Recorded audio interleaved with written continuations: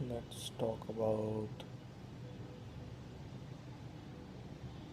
cleanliness. Cleanliness outside your house, outside your building, outside your community, outside your own body.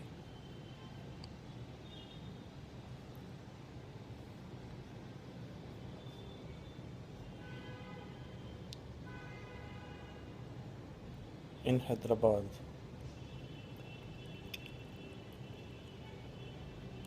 GHMC, Greater Hyderabad Municipal Corporation, plays a critical role in maintaining cleanliness and hygiene of the environment.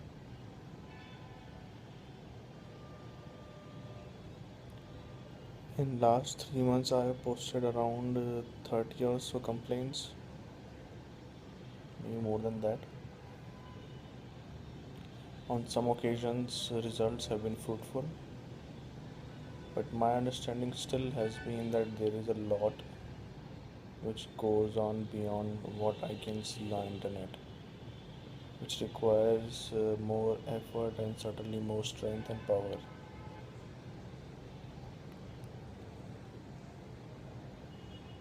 If you watch third episode of Satyamev Jayate, you will realize that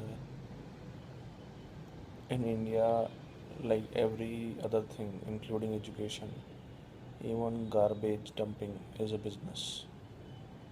That is true for any other nation as well.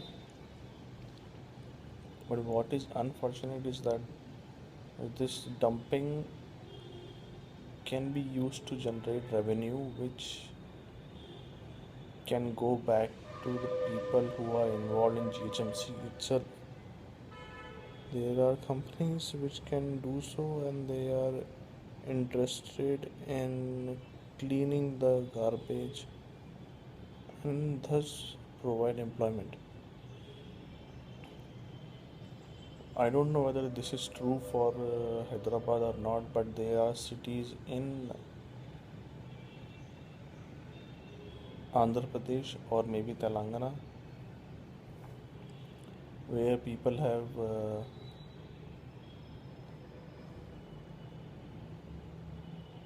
made efforts to clean their surroundings. And by cleaning means not doing too much, only doing collective work which requires very minimal effort on an individual level.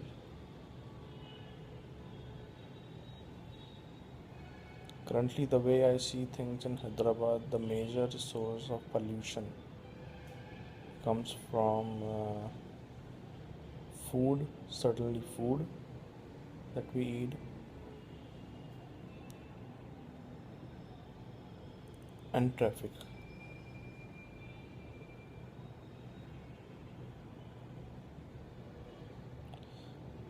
At every corner of the city, there are vehicles for pollution certificate, but there are no vehicles that are involved in providing a substitute for that component of vehicle which generates pollution.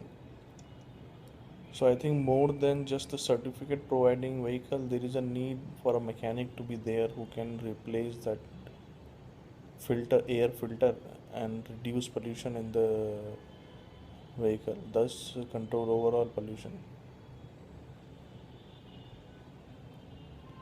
Alternatively, like we have done in the case of malaria, instead of making water clean, now there is emphasis on uh, providing malaria drugs. Alternatively, one can find many cures, such as, or one can invent filters on a huge scale which can absorb pollutants. These filters could be nanoparticles, because nanoparticles is an upcoming field and very much in demand in various sectors, including healthcare. And reducing air pollution will certainly help in making a healthier life of individuals. They will be able to think better. They will understand the relevance of living in a clean environment, and they will be more responsive towards their own surroundings. Even in villages these days,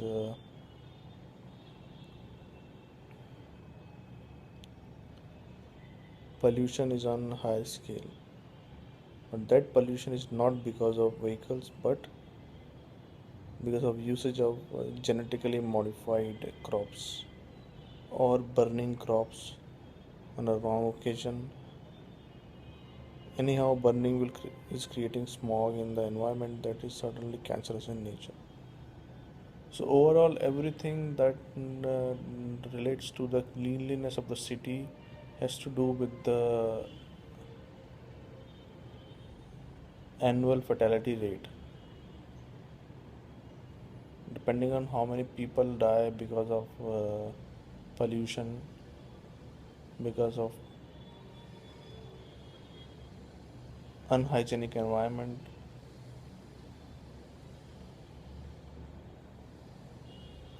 one need to spend money in deciding or framing solutions for such disasters. This is clearly a disaster which needs to be uh, rectified.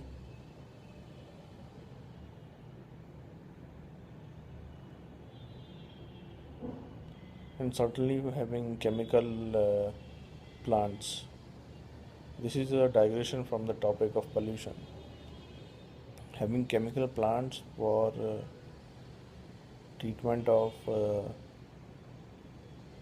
dirty water is yet another solution to provide better living condition for everybody. Those who are living in big apartments like this, like I am living, I have no major issues as such.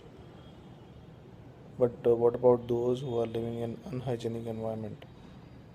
They are not living in an unhygienic environment, but the environment is made unhygienic because not everybody collectively is aware.